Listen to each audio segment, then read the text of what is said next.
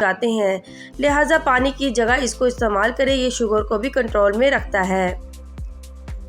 جسم میں اندرونی طور پر گرمی ہونے کی وجہ سے کئی ہارمونل بیماریاں بھی ہو جاتی ہیں، جس سے بچنے کے لیے یہ پانی آپ کی بڑی مدد کرتا ہے۔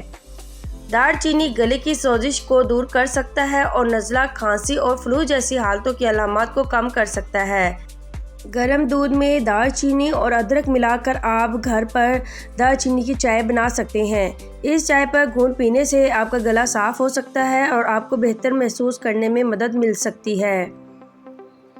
شواہد بتاتے ہیں کہ دار چینی کی اینٹی کینسر خصوصیات کینسر کے خلاف فائدہ مند ثابت ہو سکتی ہے، اس لیے دار چینی کھانے سے جسم میں کینسر کے خلیات کی افزائش کو روکا جا سکتا ہے۔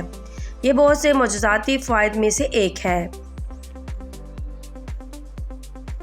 دار چینی میں حیرت انگیز اینٹی سوزش خصوصیات ہیں اور یہ جسم میں درد اور سوجن کو کم کرنے میں مدد کرتی ہے۔ اس وجہ سے جوڑوں کے درد جیسے امراض میں مبتلا افراد کے لیے یہ فائدہ مند ثابت ہو سکتا ہے۔